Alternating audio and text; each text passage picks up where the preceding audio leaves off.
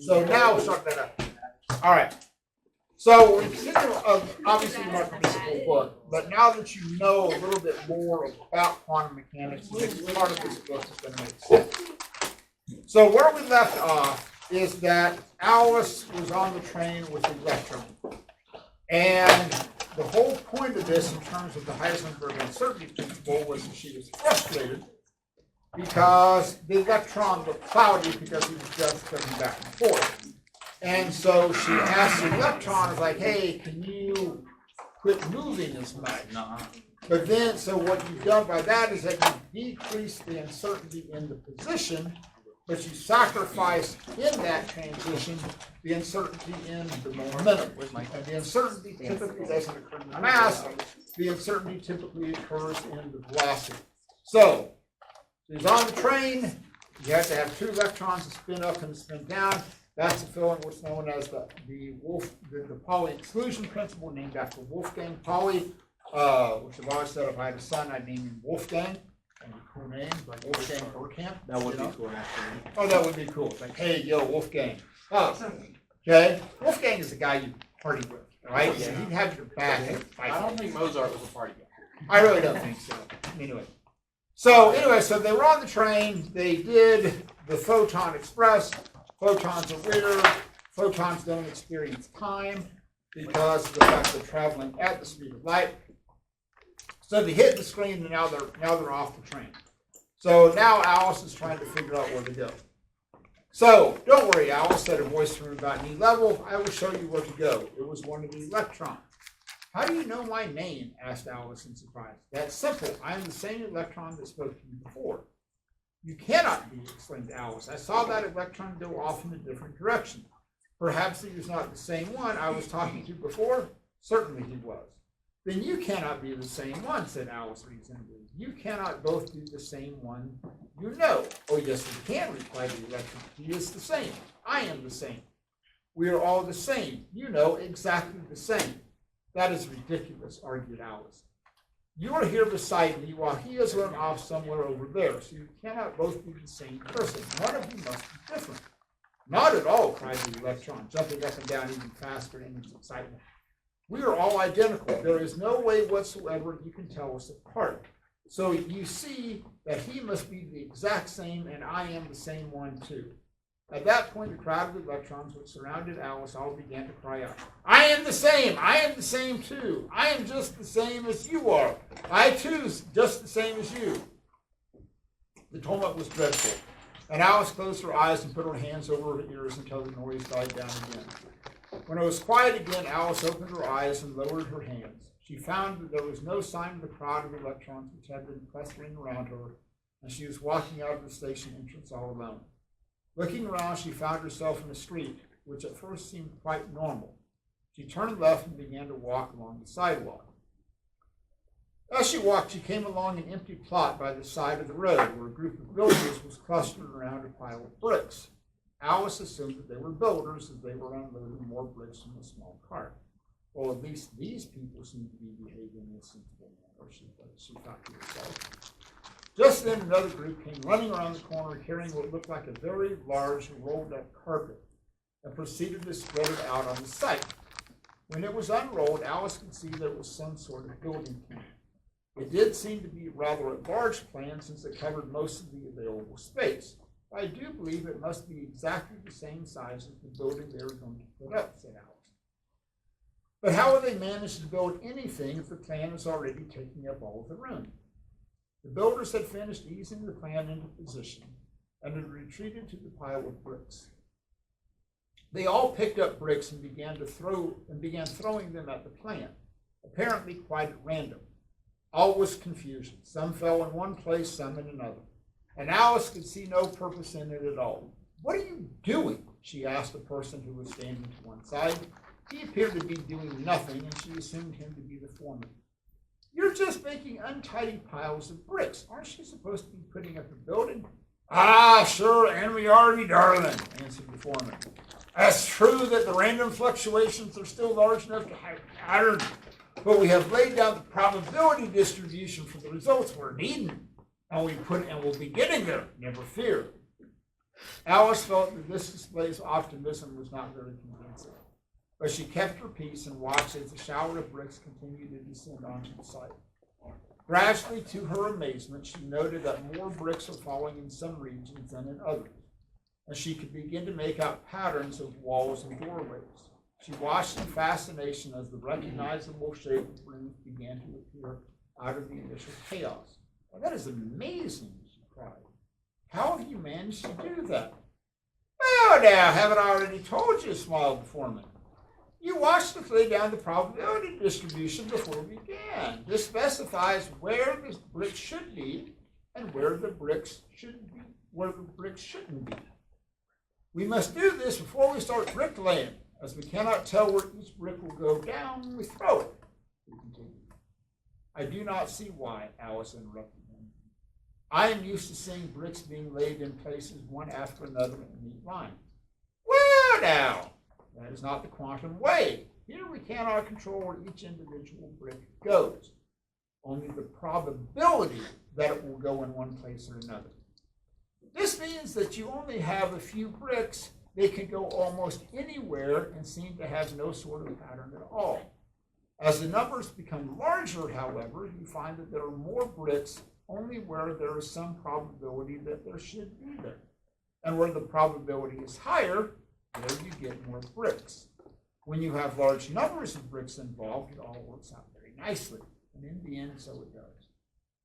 Alice found this all very peculiar, although the foreman spoke so definitely that it sounded as if it might make some sort of strange sense.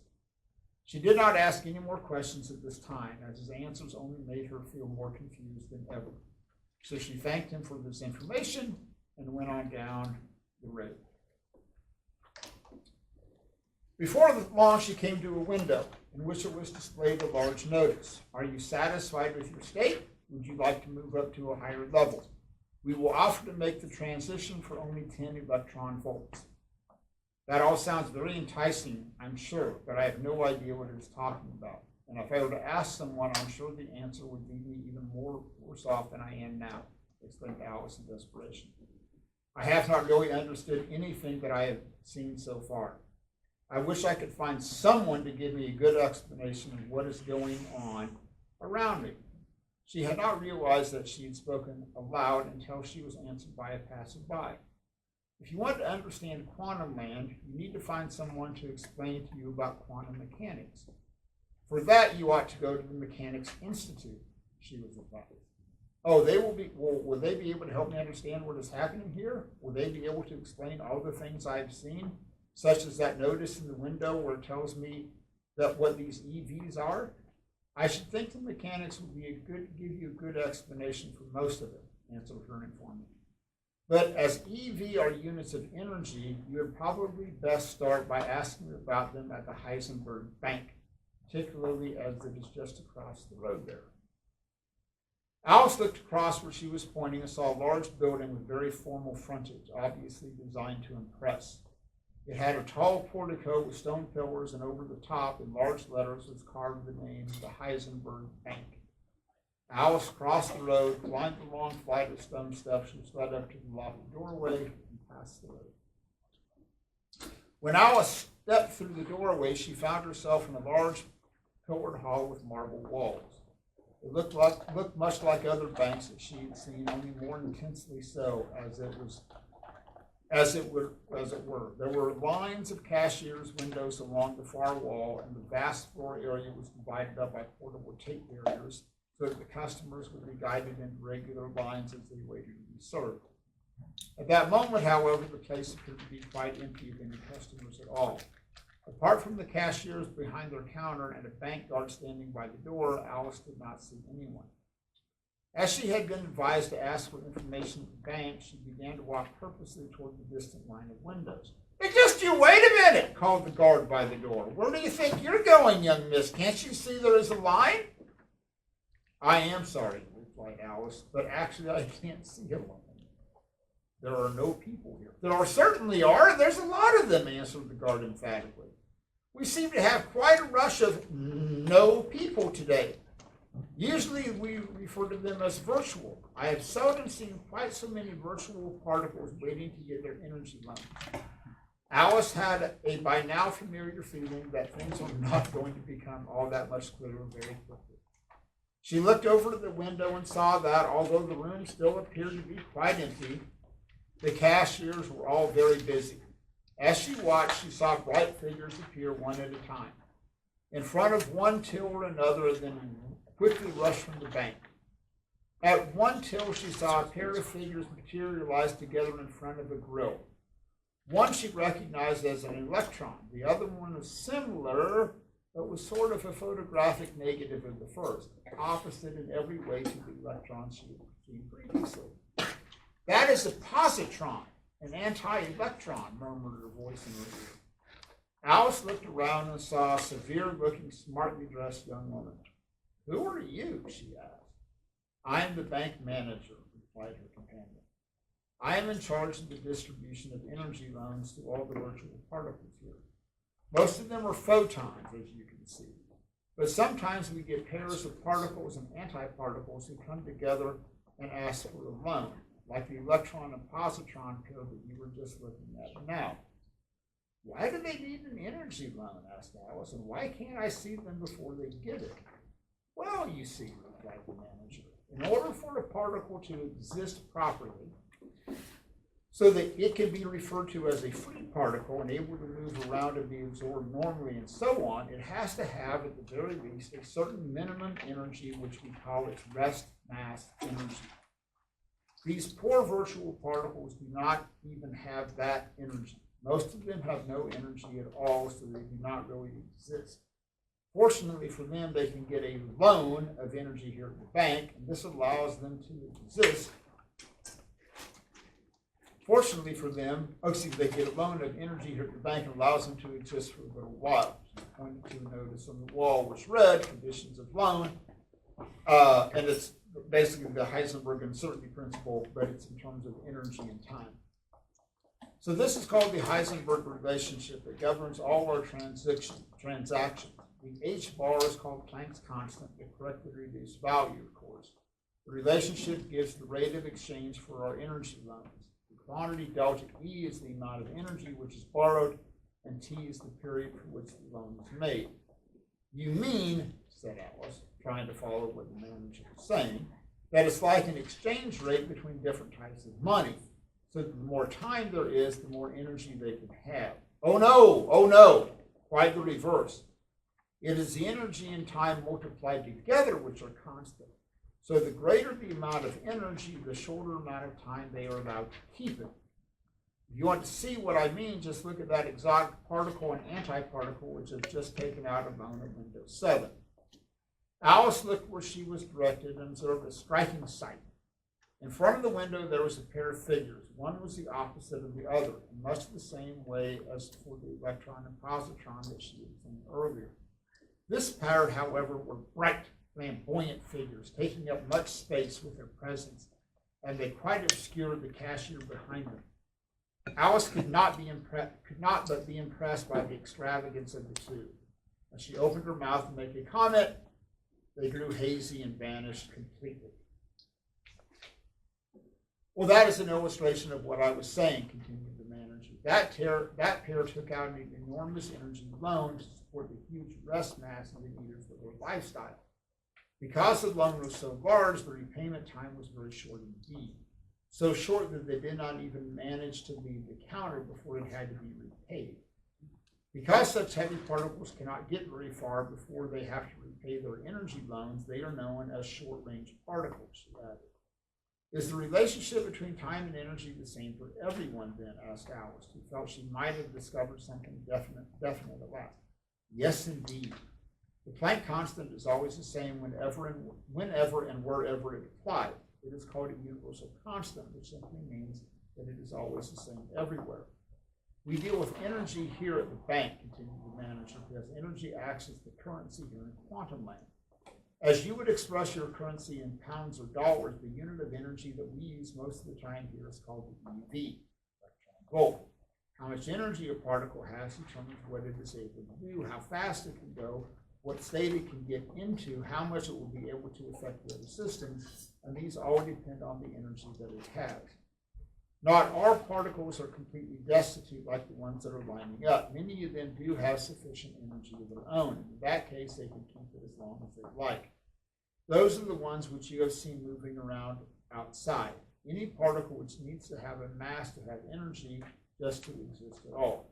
She pointed to another frame notice on the wall which read mass. Mass is energy, energy is mass. If a particle wants to have mass, then it must find the energy to support it. If it has energy left over, then it can use it to do other things. Not all particles bother with mass. There are some free and easy bohemian particles. I love that word, bohemian. Particles which do not have any rest mass at all, and they are not tied down like most particles who have to provide for their mass. So they can make use of even small amounts of energy. Photons are a case in point. A photon has no rest mass. So what that means is if you stop a photon, it has no mass. Photons have mass only because they are moving. Mind you, you do not normally find photons at rest. They are forever rushing about at the speed of light. As photons are what light is made of, you see. Light is not a smooth, continuous stream. It is made up of a lot of quanta, little packets of energy. So the flow of light is lumpy. That's why you get the photoelectric effect. Light isn't a continuous stream. So you have bundles that interact with the electrons that give it energy to kick the electron out. These quanta, or particles of light, are called photons. Practically everything comes in quanta of some size. This gives quantum banks its name, you know. Look at all those photons leaving the bank now. Basically, all photons are the same, exactly like one another in the way that electrons are the same. That is because they have different amounts of energy. Some of them have very little energy, like those radio frequency photons going out right now. Alice looked around at a crowd of photons which were rushing past her, flowing around her feet and on out the door. As they went, she heard snatches of music, dramatic voices, something about doing lunch on Thursday. I didn't know that radio waves were made up of photons, admitted Alice. Oh, yes, indeed. They are very long wavelength photons, of course, with low frequency and very little energy. They are very gregarious because if they have to have any noticeable effect, you need a lot of them at once. Friendly little fellows, so aren't they? Smiled Alice's companion. Visible photons now, the ones which make up the light that people used to see by, they have higher frequencies and more energy. One of those can have quite a noticeable effect. The really affluent ones, like the big spinders, the X-rays and gamma photons, each one of those carries a lot of energy with it, and they can really make their presence felt on their surroundings if they choose to interact. That is very interesting, said Alice, not entirely untruthfully, but I'm still confused about the whole idea of energy. Can you tell me what energy actually is? Well, now, replied the manager with satisfaction, that is a very sensible question. Unfortunately, it is not a very easy one to answer. Come into my office and I will try to give you an explanation. The manager led Alice quickly across the tile floor and into her office. Well, she began, energy is a little bit like money in your world. It's not easy to say exactly what it is either. I think that one is quite easy. And money is coins, like my pocket money, or it can be banknotes. That is cash, which is certainly one form of money. But money does not have to be in notes and coins. It can be in a savings account, or it can be in stocks and shares, or even invested in a building. In much the same way, energy can take many forms, which seems quite different from one another. The most obvious form is kinetic energy, said the manager, as she settled into her comfortable chair. A particle or any other object, for that matter, will have kinetic energy if it is moving about. Kinetic just means moving. There are other forms of energy as well. Potential energy, such as the gravitational energy which a stone has if it is up a hill, and so is in a position to roll down. You can also have electrical energy or chemical energy, which is just potential energy which electrons have when they are inside atoms. Then, as I have already mentioned, there is the rest mass energy for particles that just exist, so that they can have some mass. One form of energy can convert into another, just as you pay cash from your deposit into account.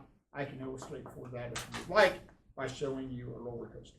Okay, so here's the beauty of knowledge of science and things like that, is that you can read books like that and go, oh yeah, I know exactly what they're talking about. I already know what electron volts are. Oh, I got this relationship. I know what these things are. So here's what we're going to do today. We've got to go through, and why did I lose the different types of decay? Alpha, beta, gamma. Isn't the gamma the one like go through? What? Gamma is just real high energy. Yeah, it's the one that they use the Hulk for, bro. Can it go through lead? Oh yeah, Really? What? Yeah. What can stop it? nothing really. What? That's why it messes and screws up your DNA. Yeah, that's why Hulk is Also, so cool. Bro, we're gonna get leukemia. Bro, I don't. You know what? They're gonna get HIV, bro. What? Big Nick, you this one 9? Hmm? 9.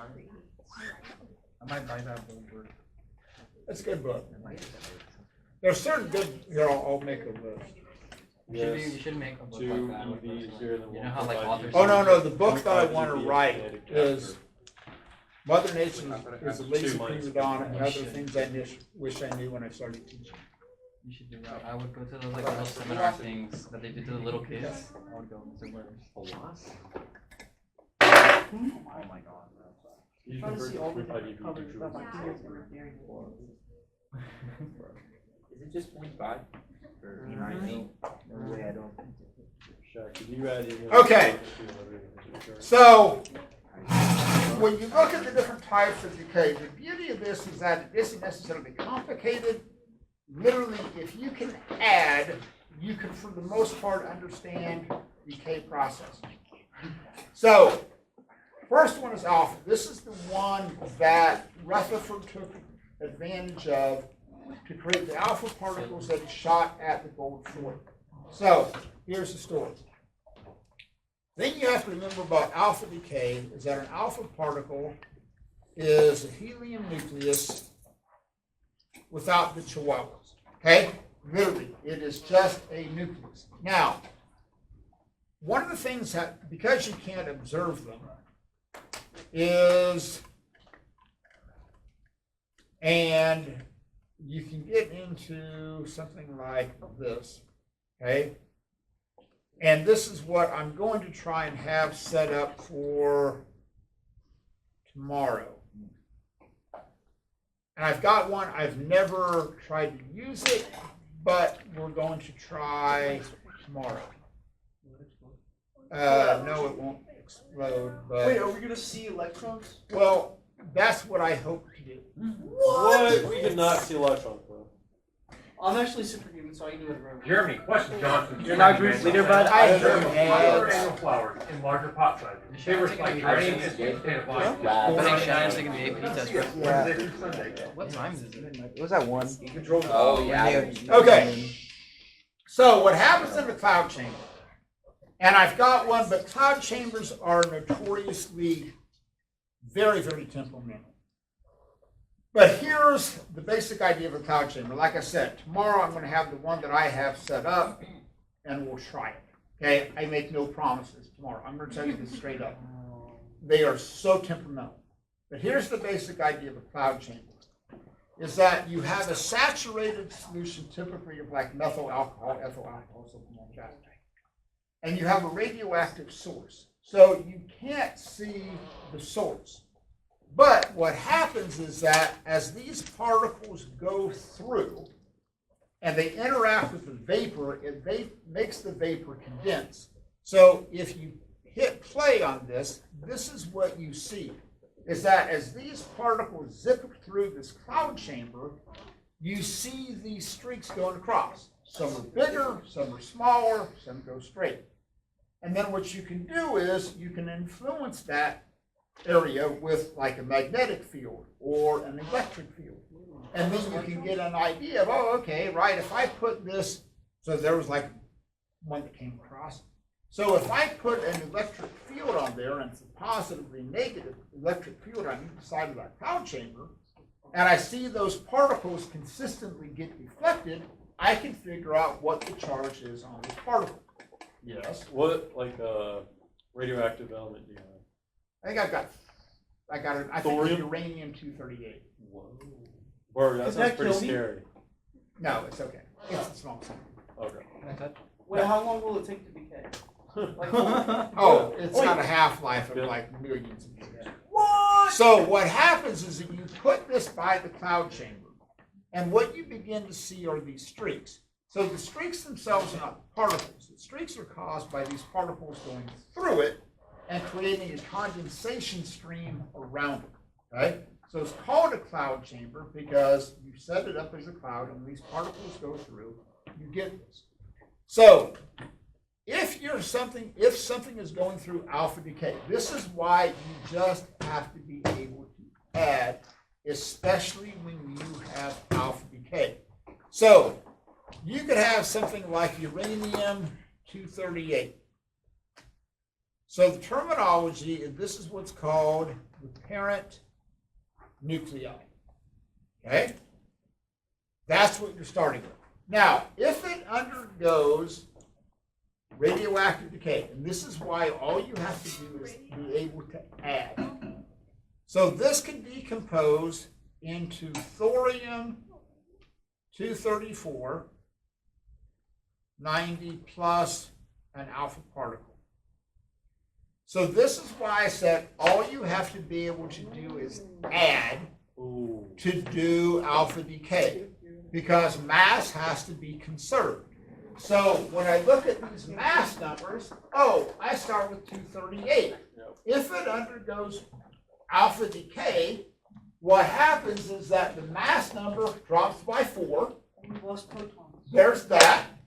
And I've lost 2 protons. So literally, alpha decay is as simple as it gets. All you have to do is make the mass numbers add up. Listen, Wait, so helium is the alpha particle? this is your alpha particle. This is what would get kicked out. So every million Oh, years, that's what happens. if you're undergoing alpha decay, okay, and you would have to be told, hey, uranium-238 undergoes alpha decay. So on alpha decay, the only thing that you get kicked out of this thing, so in terms of a visual, Well. you have this big, massive uranium-238 particle. No, I got it.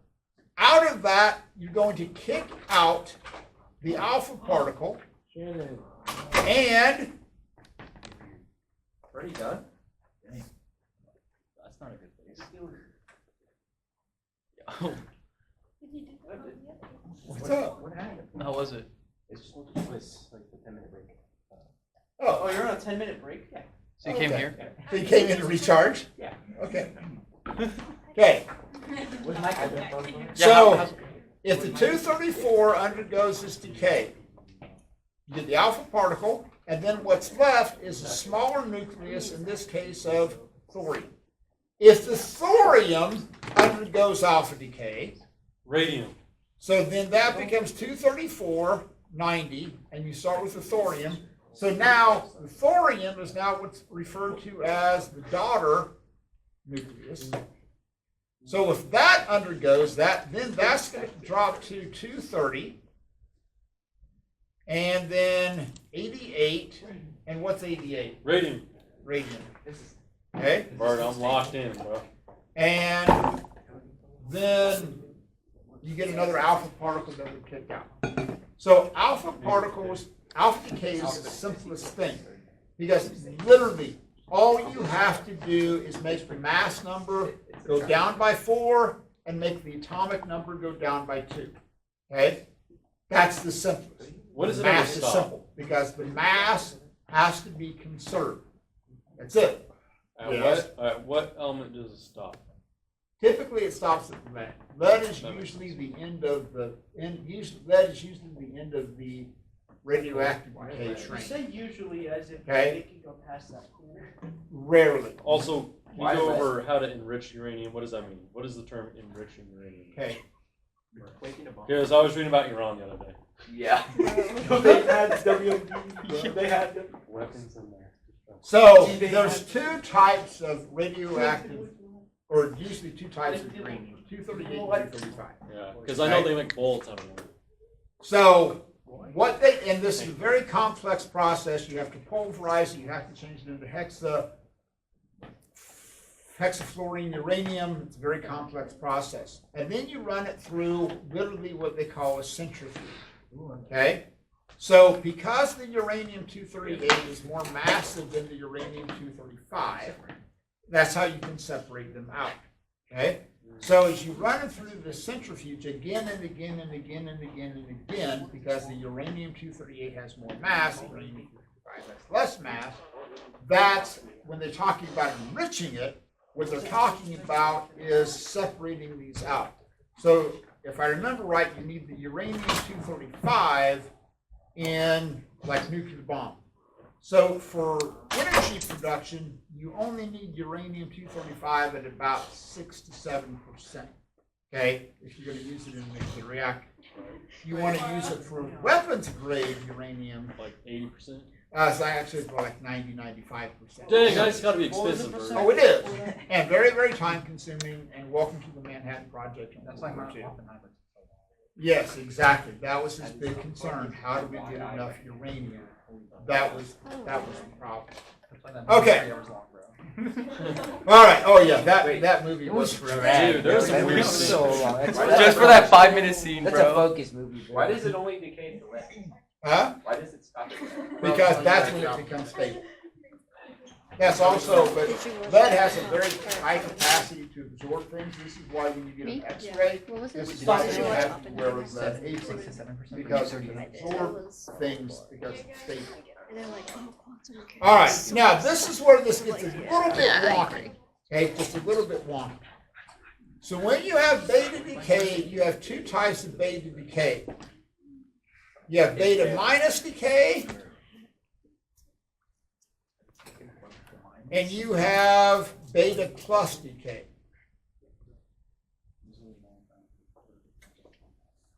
So let me kind of show you how these play out. This is the one that occurs most often. So, carbon-14, which is a radioactive isotope of carbon, can turn into nitrogen, and then you kick out an electron. Okay? So, here's what happens. What happens is, notice that the mass number stays the same. Because Bird, how are we going up?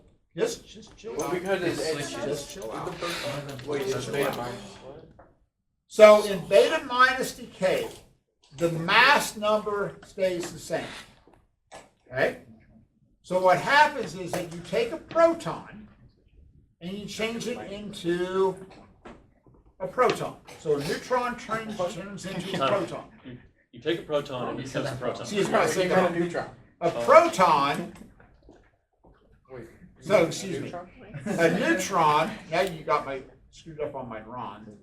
My neutron changes into a proton. Is Right? there an explanation to this? So Or this it is just happens? why it just happened.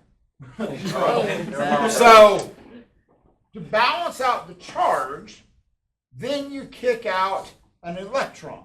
Oh, man. Okay? So you're going to increase the number of positive charges by 1. This is why the mass number stays the same. We're keeping the same number of what we call nucleons, the same number of particles within the nucleus. Okay? That's why that stays 17. Oh, so we're going from an isotope to a stable that's a- form of Yeah, so nitrogen. these are not isotopes of each other. Right. These are yeah. not isotopes. Well, of the each other. carbon is an isotope, but it, right? But carbon-14 and carbon and nitrogen-14 Yeah, are not two different isotopes. types. It's just we go from an isotope to a stable. Yeah, you're and going from one type of atom to a completely different type And of we atom.